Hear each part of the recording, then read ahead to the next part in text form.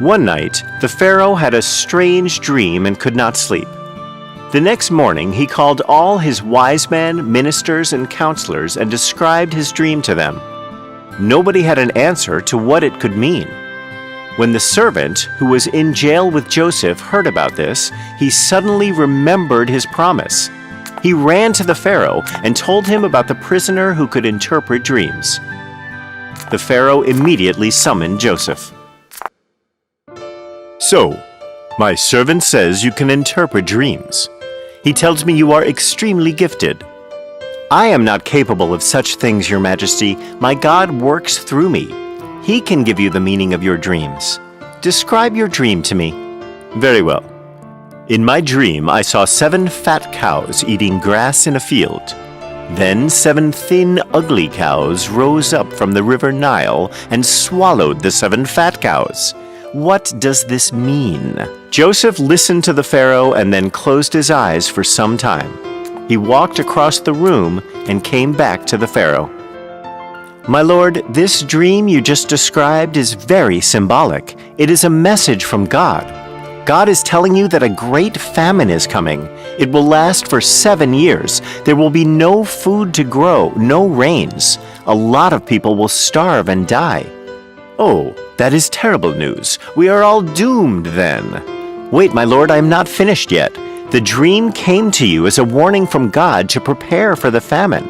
There will be 7 years of plenty before the famine, so you can store up on food grains and livestock and other supplies during this period. You must make the most of this chance to produce excess food so that you can store it for later." "Oh, you are right. Thank God I found you. This is great news. We will be prepared for the famine. We will produce plenty of food and build up storages for the difficult times. Thank you, Joseph. You are the most wise man in the kingdom. I am appointing you in charge of overseeing this work." "Your Majesty, the honor is truly mine. These are not my powers. God speaks through me. I am simply conveying his message to you." Joseph helped the king to grow extra food grains and build storages during the 7 years of plenty so that people would not starve during the 7-year famine. He was also very popular among the people and earned their love and respect. The 7 years of plenty had passed by. The famine started. In the places around Egypt, animals were dying, lakes and rivers dried up, and people were starving to death. The people of Egypt had plenty to eat and drink because of the work done by the Pharaoh with Joseph. They had so much grain stored up that they were selling whatever was left to the people outside of Egypt who were starving. Jacob and his sons were struck by the famine as well. Their crops had all failed, and their sheep had died one by one until nothing was left. They had heard of the Egyptian Pharaoh who was selling food grains to people outside of Egypt. So Jacob sent his 10 sons to Egypt to get food for the family. Benjamin, the youngest son, stayed back with Jacob. When the brothers reached the palace of the Pharaoh where the food grains were being distributed, they saw a royally dressed man sitting on a high chair and supervising the distribution of the food. They approached him.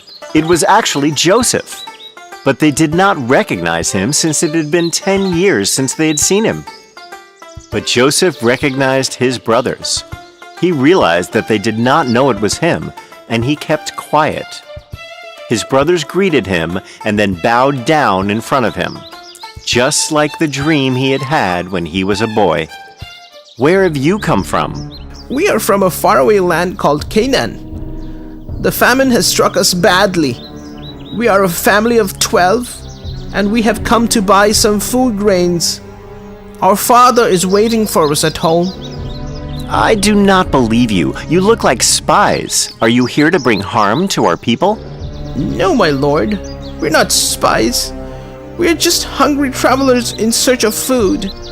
Please give us some food grains, and we will be on our way home to our father. Please help us." Okay. Get up. I will sell you my grains.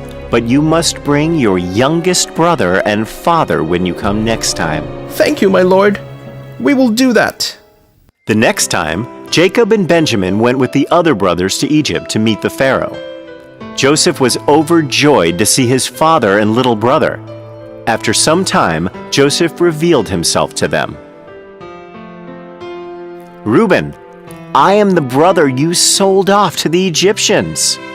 Oh, my brother, it's really you. What have I done? Do not fear me. I hold no anger against you.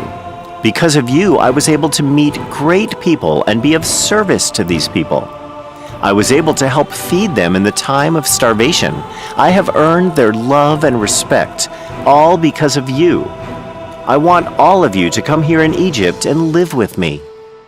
Jacob could not believe that his darling son was alive after all these years. He ran to him and hugged him, while his brothers bowed down to him, just as he had dreamt many, many years ago.